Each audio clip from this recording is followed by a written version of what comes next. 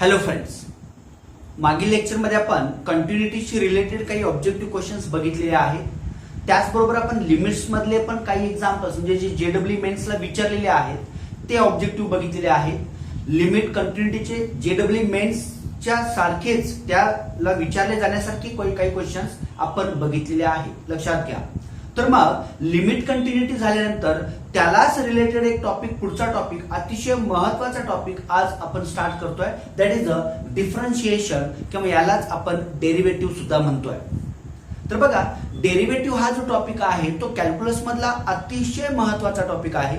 Mathematics मधला खूप सगळ्यात महत्वाचा टॉपिक म्हटलं तरी काही अडचण नाहीये, लक्षात घ्या. कारण तुम्हाला जर हा डेरिव्हेटिव्ह लक्षात आला, डेरिव्हेटिव्हचे कन्सेप्ट जर व्यवस्थित तुमच्या लक्षात आले तर बाळांनो याचा उपयोग तुम्हाला पुढं, याच्या पुढं जो काय नेक्स्ट टॉपिक आहे दॅट इज इंटिग्रेशन, त्याच्यात सुद्धा याचा तुम्हाला उपयोग होणार आहे.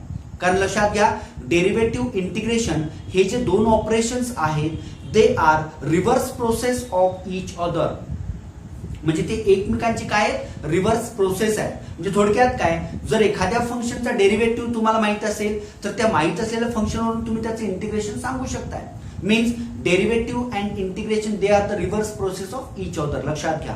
त्यामुळं जर डेरिव्हेटिव्ह तुमच्या लक्षात आला तर त्याच्यावरून तुम्हाला इंटिग्रेशन पण समजणार आहे. आणि इंटिग्रेशन डेरिव्हेटिव्ह जर व्यवस्थित क्लिअर असेल तर त्याचा फायदा तुम्हाला डिफरन्शियल इक्वेशन साठी होणार आहे, बरोबर. आणि डिफरन्शियल इक्वेशन झाल्यानंतर बाळांनो त्याबरोबर तुम्हाला या डेरिव्हेटिव्ह इंटिग्रेशनचा फायदा तुम्हाला प्रोबॅबिलिटी मध्ये पण होतोय, प्रोबॅबिलिटी डिस्ट्रीब्युशन मध्ये, लक्षात घ्या. त्यामुळं डेरिव्हेटिव्ह हा असा पॉइंट आहे की ज्यावरती, म्हणजे तसं बघितलं बोर्डला पेपर 2 मधले, पेपर 2 कम्प्लीट जो काही पेपर आहे तो या डेरिव्हेटिव्ह वरती अवलंबून आहे, लक्षात घ्या. म्हणजे तुम्हाला जर डेरिव्हेटिव्ह जमला तर त्याचं ऍप्लिकेशन जमणार आहे. ऍप्लिकेशन लक्षात आलं तर तुम्हाला त्याचे integration, application of integration, differential equation, probability मध्ये पण तुम्हाला इंटिग्रेशनचा यूज करायचा आहे, लक्षात घ्या. त्यामुळं हे खूप महत्वाचा टॉपिक आहे डेरिव्हेटिव्ह. आणि याबरोबर डेरिव्हेटिव्हचा मॅक्झिमम यूज तुम्हाला फिजिक्स आणि केमिस्ट्रीमध्ये पण करावा लागतो. म्हणजे फिजिक्स आणि केमिस्ट्रीमध्ये तुम्ही डेरिव्हेटिव्ह पण बघताय आणि त्याबरोबर इंटिग्रेशन पण बघताय. मग लक्षात घ्या, त्यासाठी डेरिव्हेटिव्ह हा अतिशय महत्वाचा टॉपिक जो आजपासून आपण स्टार्ट करतोय. आता मग डेरिव्हेटिव्ह इतका महत्वाचा आहे तर मग त्याची डेफिनेशन आपण कसं करूया. तर बघा, आपण लिमिट्स हा टॉपिक बघितलेला आहे.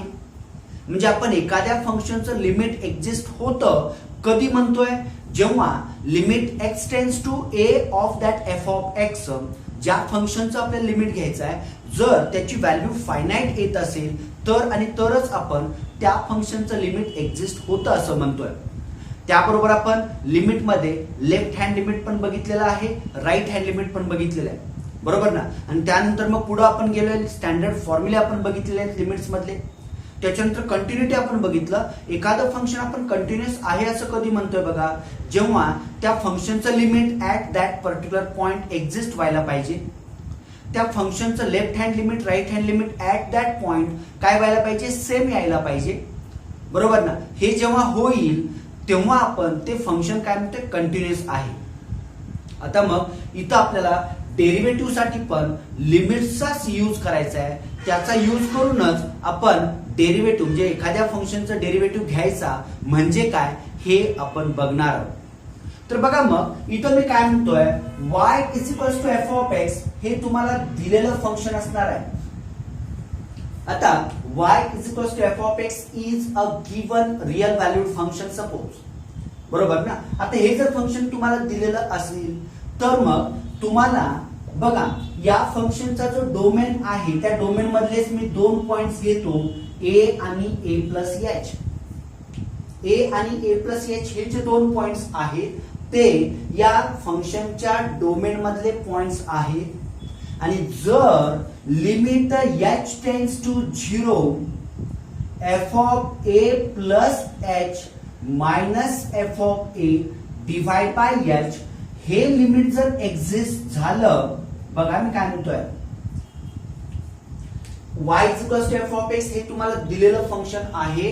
या फंक्शनच्या डोमेन मधले आपण दोन पॉइंट्स घेतले, ए आणि ए प्लस एच. ए नी पॉइंट्स आपण घेतलेले आहेत त्याच्या डोमेन मधले. बरोबर. आणि जर मी हे लिमिट काढलं, limit h tends to 0 f of a plus h minus f of a divide by h, आणि हे लिमिट जर एक्झिस्ट होत असेल तर मी काय म्हणतोय बघा, देन वी से दॅट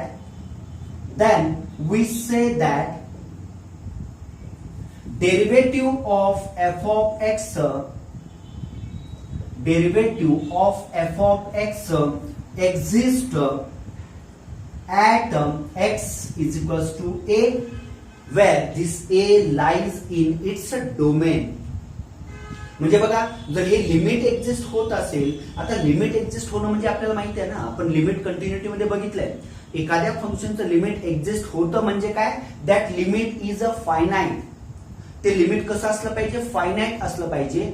जर ते लिमिट फायनाइट असेल तरच आपण त्या फंक्शनचं लिमिट एक्झिस्ट होतं असं म्हणतोय, बरोबर ना. मग इथं हे जे लिमिट आहे हे लिमिट एक्झिस्ट होत असेल म्हणजे हे फायनाइट येत असेल तरच आपण त्या फंक्शनचं काय म्हणतोय, डेरिव्हेटिव्ह एक्झिस्ट होतो at x is equals to a. x बरोबर a ला त्या फंक्शनचा डेरिव्हेटिव्ह एक्झिस्ट होतो असं आपण म्हणतोय, लक्षात घ्या. आणि मग आपण ते डिनोट कसं करतोय बघा, अँड इज डिनोटेड बाय कसं डिनोट करतोय बघा, yes, f dash of a. हा जो डॅश आहे तो डॅश म्हणजेच बाळांनो derivative of that function. F dash of a is equals to काय होतं, limit h tends to 0 f of a plus h minus f of a divide by h. तर ही झाली डेरिव्हेटिव्हची सुरुवातीची डेफिनेशन. आता यालाच हेच आपण जनरल फॉर्म मध्ये सुद्धा कन्वर्ट करू शकतोय. इथं मी काय केलं, एका पर्टिक्युलर पॉइंटला मी जे 2 पॉइंट्स घेतले ते 2 पॉइंट्स मी कुठले घेतलेले आहेत, डोमेन ऑफ दॅट फंक्शन. आता डोमेन मधले पॉइंट्स घेतल्यामुळे त्या ठिकाणी ते फंक्शन एक्झिस्ट होणार आहे, बरोबर ना. आणि मग त्याचा डिफरन्स, त्यांचं रेशो जर त्याचं लिमिट एक्झिस्ट झालं तर आपण यात हा जो फंक्शन आहे एफ ऑफ एक्स, त्या एफ ऑफ एक्सचा डेरिव्हेटिव्ह ऍट a एक्झिस्ट होतो असं आपण म्हणतोय. आणि तो आपण डिनोट कसं करतोय बघा, f dash a is equals to limit h tends to 0 f of a plus h minus f of a divide by h. आता जसं आपण लिमिट मध्ये लेफ्ट हँड लिमिट आणि राईट हँड लिमिट बघितलं बाळांनो, त्याच पद्धतीनं इथं तुम्हाला डेरिव्हेटिव्ह मध्ये सुद्धा लेफ्ट हँड डेरिव्हेटिव्ह आणि राईट हँड डेरिव्हेटिव्ह आहे. आता मग या लेफ्ट हँड आणि राईट हँड डेरिव्हेटिव्हचा यूज करायचा कधी, हा खूप महत्वाचा प्रश्न आहे. तर बघा, जर तुम्हाला दिलेलं फंक्शन 2 इंटरव्हल्स मध्ये दिलेलं आहे, म्हणजे x greater than or equals to आणि x less than or equals to, तुम्हाला तिथं फंक्शन डिफाईन केलेलं आहे, बरोबर. आणि तुम्हाला त्या फंक्शनचा डेरिव्हेटिव्ह ऍट पर्टिक्युलर पॉइंट काढायचा असेल तर तुम्हाला त्या ठिकाणी लेफ्ट हँड डेरिव्हेटिव्ह आणि राईट हँड डेरिव्हेटिव्ह यूज करायचा आहे. मग लेफ्ट हँड डेरिव्हेटिव्ह काय बघा, what is the left hand derivative, yes, मी इथं लिहितो लेफ्ट हँड डेरिव्हेटिव्ह म्हणजेच आपण याला LHD असं म्हणूया. लेफ्ट हँड डेरिव्हेटिव्ह काय बघा, left hand derivative, yes, LHD at x is equals to a is given by, left hand derivative at x is equals to a is given by, बघा मी इथं लिहितो f dash of a minus is equals to काय हो, limit h tends to 0 minus yes f of a plus h minus f of a divide by काय, h. लक्षात घ्या, this is left hand derivative of given function f of x at x is equals to a. म्हणजे हा झाला left hand derivative दिलेल्या फंक्शनचा at particular point a, बरोबर. तर बघा, लेफ्ट हँड डेरिव्हेटिव्ह लक्षात आलं का. आणि आता असं याच पद्धतीनं आपण राईट हँड डेरिव्हेटिव्ह सुद्धा डिफाईन करतोय. तर बघा, मग राईट हँड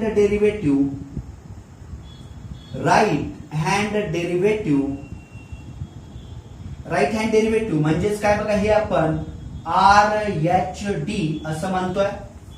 तर मग हा जो राईट हँड डेरिव्हेटिव्ह आहे तो कसा डिफाईन झालेला बघा, सेम तो आपण डिनोट कसं करतो बघा, f dash of a plus. मग f dash of a plus म्हणजेच काय, limit h tends to 0 plus f of a plus h minus f of a divide by h. याला आपण काय म्हणतोय, right hand derivative of function f of x at x is equals to a. म्हणजे इथं एखादं function आपण डिफरन्शिएबल आहे, म्हणजे एखाद्या फंक्शनचा डेरिव्हेटिव्ह एक्झिस्ट होतो किंवा नाही हे आपण कशावरून ठरवतोय बघा. तर या दोन गोष्टी त्यासाठी खूप महत्वाच्या आहे. पहिलं लेफ्ट हँड डेरिव्हेटिव्ह आणि दुसरं राईट हँड डेरिव्हेटिव्ह. म्हणजे दिलेल्या फंक्शनचा लेफ्ट हँड डेरिव्हेटिव्ह पण एक्झिस्ट होतोय, राईट हँड डेरिव्हेटिव्ह पण एक्झिस्ट होतोय, आणि जर ते दोन्ही डेरिव्हेटिव्ह समान असतील, इक्वल असतील, तर आपण त्या फंक्शनचा derivative at particular point exist होतो असं आपण म्हणतोय. आता समजा हे दोन्ही पण डेरिव्हेटिव्ह एक्झिस्ट होत आहेत, पण ते जर समान नसतील म्हणजे इक्वल नसतील, तर आपण त्या फंक्शनचा डेरिव्हेटिव्ह एक्झिस्ट होत नाही असं म्हणतोय. लक्षात घ्या. तर मग सर्वांना डेरिव्हेटिव्हची सुरुवातीची डेफिनेशन काय आहे ते लक्षात आलं का बघा. y बरोबर एफ ऑफ एक्स दिलेलं फंक्शन आहे, ए प्लस एच हे जे दोन पॉइंट्स घेतले ते मी या एफ ऑफ एक्सच्या डोमेन मधून घेतलेले आहेत. आणि जर at x is equals to a या दिलेल्या फंक्शनचं लिमिट जर एक्झिस्ट होत असेल तर आणि तरच आपण ते फंक्शन काय म्हणतोय, त्या फंक्शनचा डेरिव्हेटिव्ह एक्झिस्ट होतो at x is equals to a असं आपण म्हणतोय. आणि आपण ते डिनोट कसं करतोय बघा, एफ डॅश ऑफ ए. आणि एफ डॅश ऑफ ए म्हणजेच काय, limit h tends to 0 f of a plus h minus f of a divide by h. This is derivative of f of x at particular point x is equals to ए.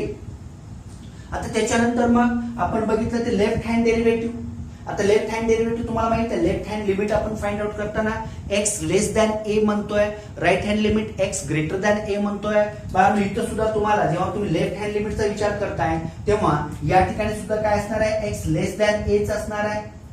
जेव्हा तुम्ही right hand लिमिटचा विचार करताय त्या time x कसा असणार आहे, greater than H असणार आहे. मग कन्सेप्ट तेच तुम्हाला यूज करायचे आहे. आणि जर हे दोन्ही लिमिट्स एक्झिस्ट होत असतील आणि हे दोन्ही लिमिट्स जर इक्वल असतील तर आपण त्या फंक्शनचा डेरिव्हेटिव्ह एक्झिस्ट होतो असं आपण म्हणतोय. आता ही पर्टिक्युलर आपल्याला डेफिनेशन लक्षात आल्यानंतर आपण याच्या जनरल फॉर्म कडे जाऊया. दॅट मीन्स एखादं function y is equals to f of x is the given function, y is equals to f of x हे तुम्हाला दिलेलं फंक्शन आहे बाळांनो. तर मग इथं derivative of y with respect to x is denoted by कसं डिनोट करतो बघा आपण, dy by dx. बरोबर. आणि मग बघा हेच आपण असं लिहितोय dy by dx म्हणजेच काय असणार आहे, एफ डॅश ऑफ एक्स. म्हणजे y चा derivative with respect to x याचाच अर्थ तुम्ही एफ ऑफ एक्स चा डेरिव्हेटिव्ह कसं डिनोट करताय, एफ डॅश एक्स. आणि हा एफ डॅश एक्स म्हणजेच काय असणार आहे बघा, इथं मी पर्टिक्युलर एफ डॅश ए दिलेला आहे. आता मी इथं एफ डॅश एक्स डिफाइन करतोय बघा. एफ डॅश एक्स म्हणजेच तुम्हाला त्या दिलेल्या फंक्शनचा डेरिव्हेटिव्ह फाइंड आउट करायचा आहे युजिंग फर्स्ट प्रिन्सिपल. तर मग तो काय फर्स्ट प्रिन्सिपल बघा, मी इथं लिहितो अगोदर फर्स्ट प्रिन्सिपल म्हणतोय. म्हणजे derivative of function using first principle काय आहे ते बघा. सोपं आहे. y is equals to f of x हे तुम्हाला दिलेलं फंक्शन आहे बरोबर.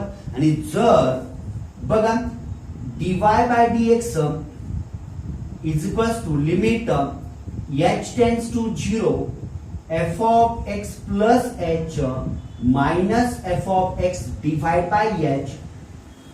हे जर लिमिट एक्झिस्ट होत असेल तर आपण त्या फंक्शनचा डेरिव्हेटिव्ह एक्झिस्ट होतो असं आपण म्हणतोय. लक्षात घ्या.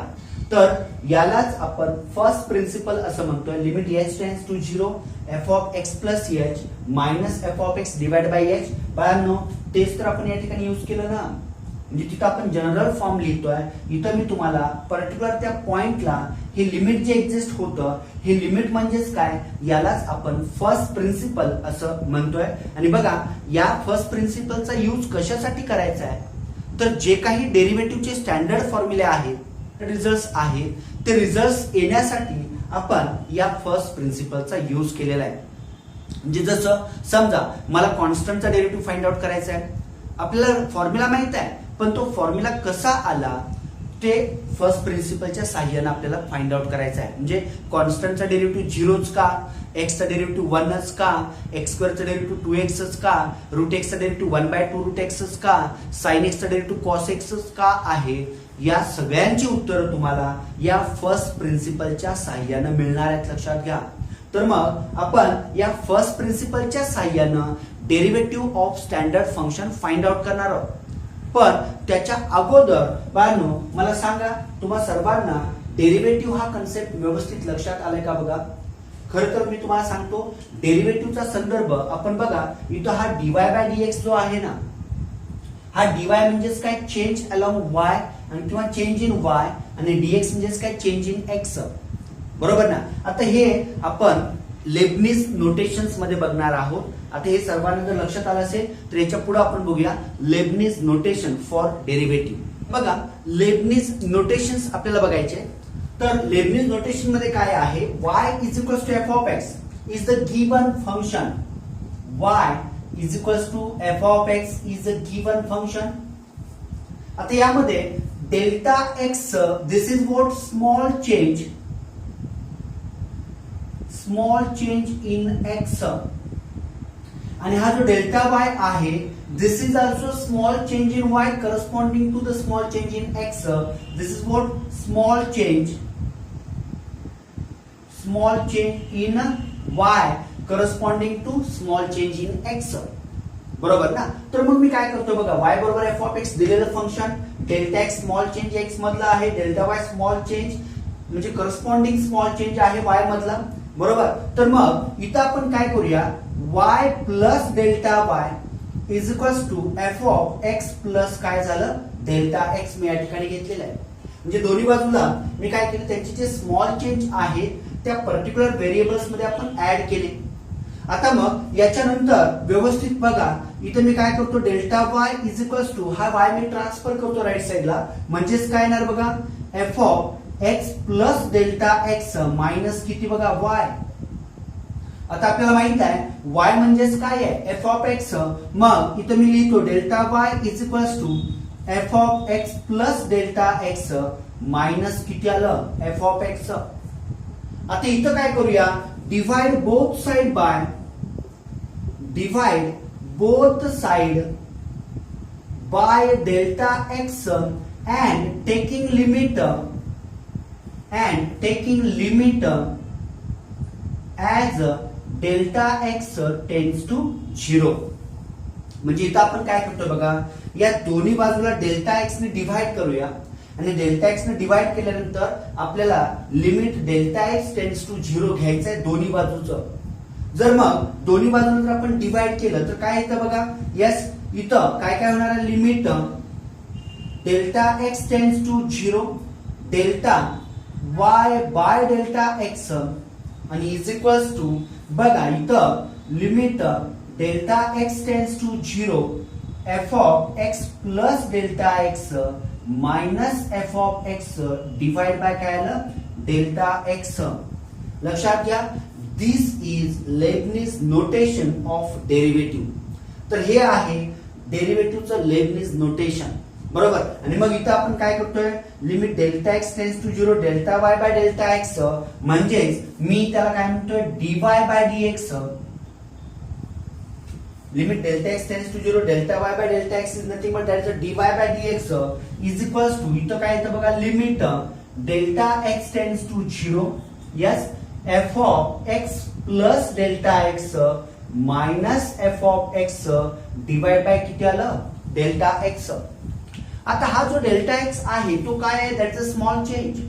आता मग तो स्मॉल चेंज आहे म्हणजे तो काय असणार आहे, कॉन्स्टंट असणार आहे, बरोबर. मग मी इथं काय करतो बघा, instead of delta x I take there H.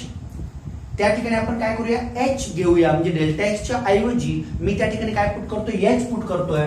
Therefore मग काय झालं बघा, डेल्टा एक्सच्या जागी एच आपण ठेवूया, कारण डेल्टा एक्स हा सुद्धा एक कॉन्स्टंट आहे, स्मॉल चेंज इन एक्स आहे, म्हणजेच तो कॉन्स्टंट आहे, त्यालाच आपण एच म्हटलं. तर मग बघा therefore dy by dx is equals to काय येतं बघा, limit h tends to 0 f of x plus h minus f of x divide by h, and this is nothing but first principle. Derivative जो तुम्ही find out करता using first principle, त्याचा हा formula तयार झाला. तर बघा मग सर्वांना लेबनिज नोटेशन्स लक्षात आलेत का बघा. त्याच्यामध्ये आपण delta x delta y this are the small changes आहेत एक्स आणि वाय मधले. त्यानंतर आपण काय केलं, वाय प्लस डेल्टा वाय दोन्ही बाजूला त्यांचे करस्पॉन्डिंग स्मॉल चेंजेस आपण ऍड केले आणि पुढे मग सिम्प्लिफाय केलेलं आहे. डेल्टा एक्स न डिवाइड केलं आणि limit delta x tends to 0 घेतलेला आहे. त्यावरून आपल्याला हा फॉर्म मिळालेला आहे. Limit delta x tends to 0 delta y by delta x, म्हणजेच आपण काय म्हणतोय, dy by dx, that is the derivative of y with respect to x. बरोबर. तर सर्वांना हे लक्षात आलं का बघा. आता बघा आपण डेरिव्हेटिव्हचा फर्स्ट प्रिन्सिपल बघितलेला आहे, त्याबरोबर लेबनिज नोटेशन्स पण बघितलेले. तर मग सर्वांना फर्स्ट प्रिन्सिपल लक्षात आलाय का बघा. काय first principle, dy by dx is equals to बघा limit h tends to 0 f of x plus h minus f of x divided by h. This is the first principle. आणि बघा आपल्याला या ठिकाणी या फर्स्ट प्रिन्सिपलचाच यूज करून हे derivative जे काही स्टँडर्ड फंक्शन्स आहेत त्या स्टँडर्ड फंक्शनचा डेरिव्हेटिव्ह आपल्याला फाइंड आउट करायचा आहे. तर मग आज आपण आता काही डेरिव्हेटिव्ह फाइंड आउट करूया काही स्टँडर्ड फंक्शनचे. बघा पहिला जो फंक्शन आहे that is a constant f of x is equals to k. This is a constant function. आणि आता आपल्याला या कॉन्स्टंट फंक्शनचा डेरिव्हेटिव्ह फाइंड आउट करायचा आहे. तर आता आपल्याला माहित आहे डेरिव्हेटिव्ह ऑफ कॉन्स्टंट, बघा तुम्ही फिजिक्स मध्ये वगैरे यूज केला आहे, कॉन्स्टंटचा डेरिव्हेटिव्ह काय येतो, 0 येतो. बरोबर ना. तर मग डेरिव्हेटिव्ह कॉन्स्टंटचा 0 काय येतो, नेमकं डेरिव्हेटिव्ह 0 कसा येतो ते आता आपण या ठिकाणी बघणार आहोत. तर बघा मग जाऊया. दिलेलं जे फंक्शन आहे f of x is equals to k, where this k is any non-zero constant. बरोबर. मग बघा सोल्युशन कसं लिहायचं, given f of x is equals to k, where k is any non-zero constant, त्याला मी म्हटलं नंबर 1. त्याच्यानंतर पुढे काय करा बघा, put x is equals to x plus h, म्हणजे दिलेला जो फंक्शन असणार आहे ज्यामध्ये त्या फंक्शन जो व्हेरिएबल x आहे, जिथे जिथे तो x आहे त्या त्या ठिकाणी तुम्ही काय करा, x प्लस h पुट करा. म्हणजे किती येतं बघा मग, f of x plus h is equals to, इथे किती येणार आहे बघा, केच. कारण का मला सांगा, k हा काय आहे, कॉन्स्टंट आहे. तुम्ही x ची व्हॅल्यू काहीही बदला, कॉन्स्टंट मध्ये काही बदल होत नाहीये, त्याच्यात काही बदल होत नाही, म्हणून तर आपण त्याला कॉन्स्टंट म्हणतोय ना, लक्षात घ्या. त्यामुळं f of x plus h किती आलं, केच आलं. बरोबर. आणि मग आता पुढे काय करायचं बघा, वी नो फर्स्ट प्रिन्सिपल काय बघा, first principle dy by dx is equals to limit h tends to 0 f of x plus h minus f of x divide by h. याला मग तुम्ही नंबर 3 फर्स्ट प्रिन्सिपल लिहिला. दिलेलं function x च्या जागी x plus h put केलं, 1 2 आणि 3. 3 equations तुमच्याकडे तयार झालेले आहेत. बरोबर. लक्षात ठेवा इथं आता काय करायचं, 1 आणि 2 चा यूज आपल्याला कुठं करायचा आहे, 3 मध्ये करायचा आहे. बरोबर. मग मी इथं लिहितो फ्रॉम 1 2 अँड 3, 1 2 आणि 3 वरून काय करूया बघा, 1 आणि 2 च्या व्हॅल्यूज तुम्हाला काय करायचे आहेत, इक्वेशन 3 मध्ये पुट करायचे आहेत. देअरफॉर मग dy by dx is equals to काय येतं बघा, limit h tends to 0 yes f of x plus h काय बघा, k minus k divide by h. आणि बघा या ठिकाणी झालं काय, न्यूमरेटर 0 0 डिवाइड बाय h आहे, h टेन्स टू 0 आहे, त्यामुळे मी काय लिहितो या ठिकाणी झिरो, म्हणजेच न्यूमरेटर झिरो असल्यामुळं या रेशोची व्हॅल्यू काय झालेली आहे, झिरो झालेली आहे. बरोबर ना. आणि म्हणून मग याच्यावरून आपण काय म्हणू शकतोय बघा, therefore derivative of any constant is equals to what, zero. लक्षात घ्या. म्हणजे कुठलाही कॉन्स्टंट असेल, भले मग तो कॉन्स्टंट पॉझिटिव्ह असू दे, निगेटिव्ह असू दे, रॅशनल असू दे किंवा इरॅशनल असू दे, तर त्या कॉन्स्टंटचा डेरिव्हेटिव्ह काय येतो, झिरो येतो. आता बघा मग याचे काही एक्झाम्पल्स बघूया आपण. फॉर एक्झाम्पल बघा, डेरिव्हेटिव्ह ऑफ समजा 2 आहे, किती येतं, झिरो. त्याबरोबर समजा मी या ठिकाणी लिहिलं डेरिव्हेटिव्ह ऑफ -√5 आहे, याचा डेरिव्हेटिव्ह सुद्धा काय येणार आहे, झिरोच येणार आहे. बरोबर. तसंच बघा, डेरिव्हेटिव्ह ऑफ समजा मी a लिहिलं, वेर दिस a is any non zero constant. कुठलाही कॉन्स्टंट असेल आणि त्याच्या पॉवर मध्ये परत एक कॉन्स्टंट आहे, म्हणजे a म्हणजे constant raise to constant is again a constant and derivative of constant is zero. मी तर मुद्दाम हे a का घेतलं बघा, कारण मुलं काय करतात, a चा फॉर्म्युला वापरतात. a चा डेरिव्हेटिव्ह आपण बघणार आहोत पुढं. चा derivative a into log a येतं. बरोबर ना. त्यामुळे मुलं इथं काय करतात, कन्फ्युज होतात, a इंटू लॉग a लिहितात. तसं नाहीये बाळांनो. कॉन्स्टंटच्या पॉवर मध्ये कॉन्स्टंट असेल तर तो परत काय झाला, कॉन्स्टंटच झाला आणि डेरिव्हेटिव्ह ऑफ कॉन्स्टंट काय येतो, झिरो येतो. त्याच पद्धतीनं d/dx ऑफ समजा मी e घेतलं तर ते सुद्धा काय झालं, झिरो झालेलं आहे. बरोबर. आणि बघा मग डेरिव्हेटिव्ह ऑफ समजा मी असं लिहिलं साइन ए असेल, कॉस ए असेल, टॅन ए असेल, सेक ए, कोसेक ए, कॉट ए असेल, ते सगळे काय आहेत, कॉन्स्टंट आहेत. जर ए कॉन्स्टंट असेल ना तर लक्षात घ्या लॉग ए हा सुद्धा काय झाला, कॉन्स्टंट झाला. फक्त ए तिथं कसा असला पाहिजे, पॉझिटिव्ह असला पाहिजे. बरोबर ना. मग या सगळ्यांचा डेरिव्हेटिव्ह काय येणार आहे, झिरो येणार आहे. तर बघा मग बाळांनो, आपण युजिंग फर्स्ट प्रिन्सिपल पहिला फॉर्म्युला या ठिकाणी मिळवलेला आहे, that is derivative of any constant हा काय असणार आहे, झिरो असणार आहे. आता मग तुम्ही असा विचार करत असाल की फक्त विथ रिस्पेक्ट टू एक्स घेतलं तर झिरो येतं का, असं काही नाही बाळांनो. तुम्ही विथ रिस्पेक्ट टू वाय घ्या, विथ रिस्पेक्ट टू थीटा घ्या, विथ रिस्पेक्ट टू टी घ्या, कॉन्स्टंटचा डेरिव्हेटिव्ह हा नेहमी काय येणार आहे, झिरोच येणार आहे. म्हणजे बघा मी इथं लिहितो d/dx of constant, d/dt of constant, d/dθ of constant किंवा d/dy ऑफ कॉन्स्टंट काय येतं, झिरोच येतं. लक्षात घ्या. म्हणजे तुम्ही derivative with respect to x घेता म्हणून झिरो येतं का, असं काही नाही आहे. Derivative of any constant with respect to any variable is zero always. हे तुमच्या लक्षात आलं का बघा. म्हणजे आपल्याला पहिला फॉर्म्युला काय मिळाला, कॉन्स्टंटचा डेरिव्हेटिव्ह काय येतो, झिरो येतो. तर बघा मग असंच पुढचं आणखी एक फॉर्म्युला आपण या ठिकाणी बघूया. आता नेक्स्ट एक्झाम्पल या ठिकाणी बघणार आहोत आपण, that is f of x is equals to x आहे. म्हणजे आपल्याला एक्सचं derivative with respect to x find out करायचं आहे. आता लक्षात घ्या, याच्याहूनही आपण एक जनरल रिझल्ट करणार आहोत. हे अगोदर काय करूया, हा फॉर्म्युला व्हेरीफाय करूया किंवा हा फॉर्म्युला प्रूव्ह करूया. याचा डेरिव्हेटिव्ह 1 येतो, म्हणजे एक्सचा derivative with respect to x काय येणार आहे, 1 येणार आहे. ते आपल्याला त्या ठिकाणी बघायचं आहे. बघा इथे f of x is equals to x आहे. सगळे म्हणजे इक्वेशन 1, 2 वगैरे 3 या ठिकाणी ठेवलेलं आहे.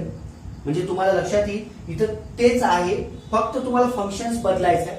बघा f of x is equals to काय दिलेलं आहे, एक्स. इथं मी काय केलं, एक्सच्या जागी एक्स प्लस एच ठेवलं, त्यामुळं F of x plus h ची किंमत काय झाली बघा, एक्स प्लस एच झालेली आहे.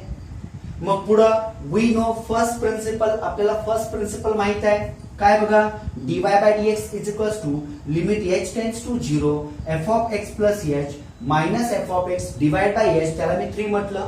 आणि मग पुढं फ्रॉम 1 to 3 काय येतं बघा, मग yes dy/dx is equals to limit h tends to 0 f of x plus h ची व्हॅल्यू काय बघा, that is x plus h आणि मायनस एक्स आणि डिवाइड बाय किती बघा, एच.